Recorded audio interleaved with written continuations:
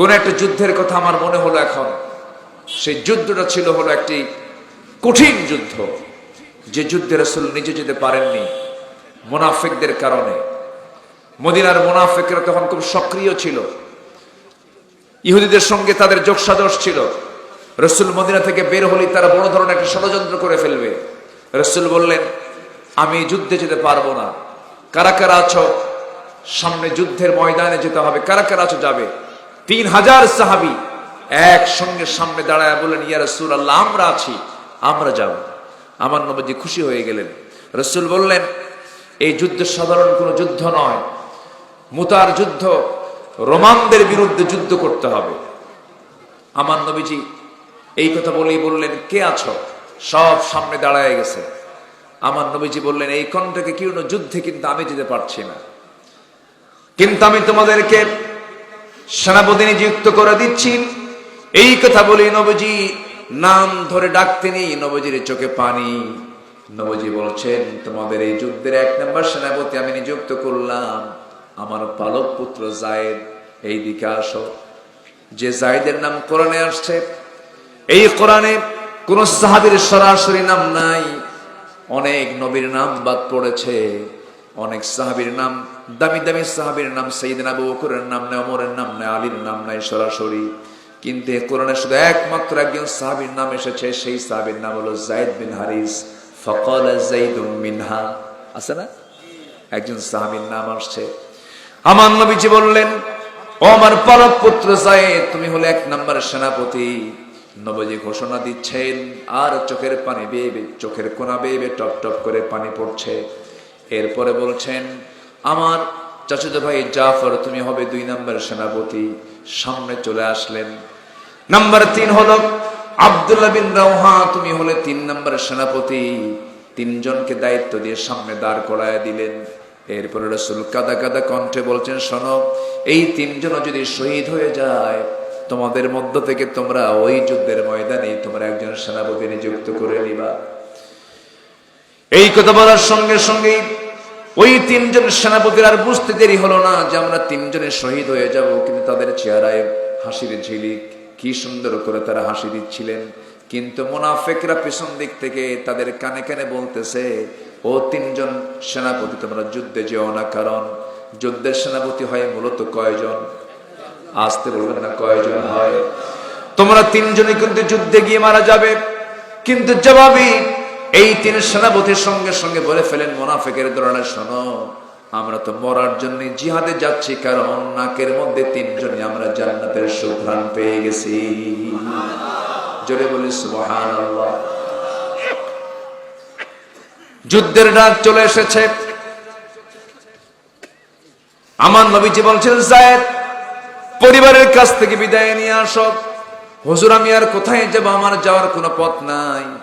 জাফর, যাও, পরিবারের কাছ থেকে বিদায় নিয়ে আসো। হুজুর, আপনি যেহেতু যেতে বললেন সেই জন্যই যাচ্ছি, আমার যাওয়ার কোনো আগ্রহ ছিল না।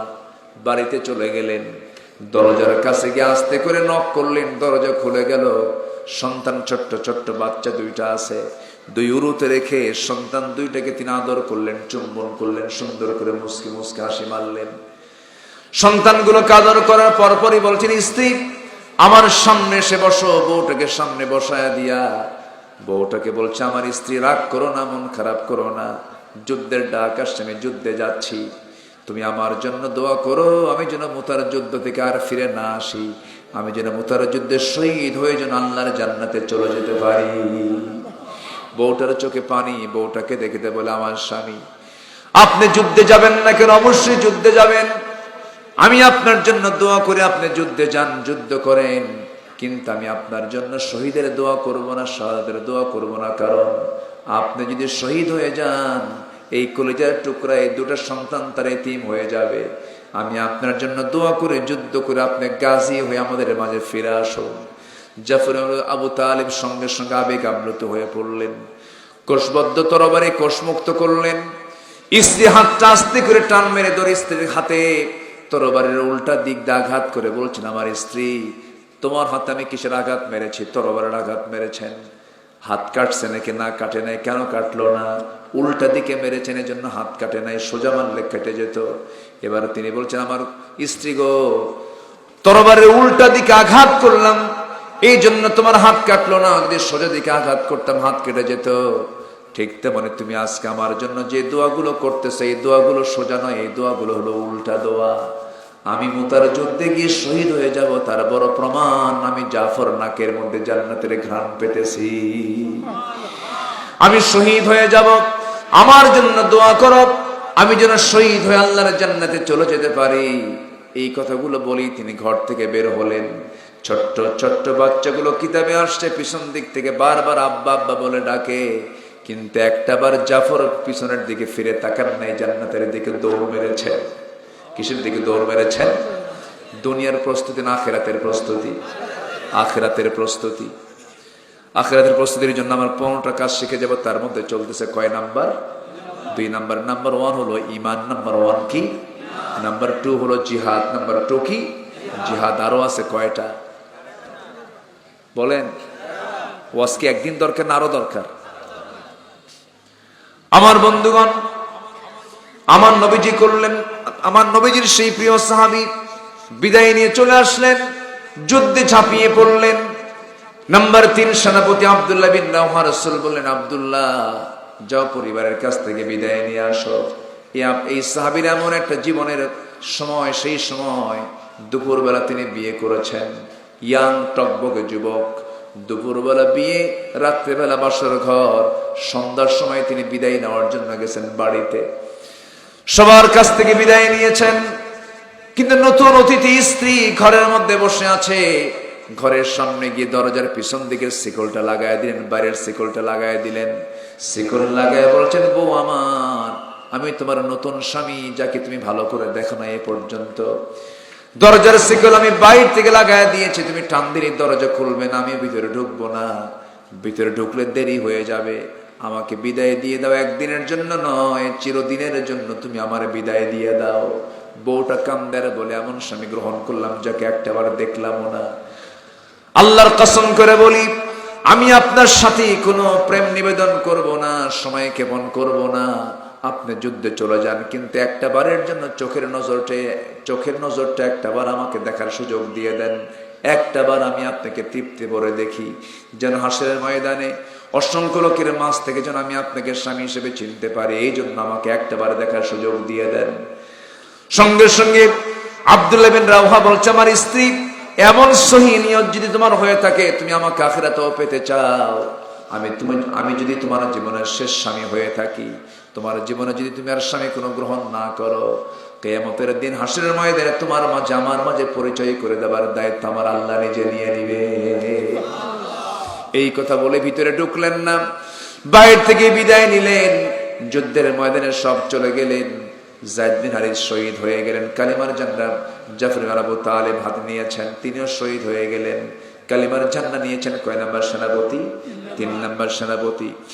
আব্দুল্লাহ বিন রাওহা কালিমার ঝান্ডাতের মধ্যে নিয়ে যুদ্ধ চালাচ্ছিলেন। কাফেররা তার ডান হাতে মেরে দিয়েছে, বাম হাতে কালিমার পতাকা হাতের মধ্যে নিয়েছেন, বাম হাত কেটে ফেলে দিয়েছে। হাতের কর্তিত অংশ দিয়ে চট করে কালিমার ঝান্ডা মুখের মধ্যে কামড় মেরে ধরেছেন। কল্লাটা কেটে ফেলে দিয়েছে, জমিনে পড়ে গেছেন, মস্তক ছিন্ন হয়ে ছিটকে পড়ে আছে।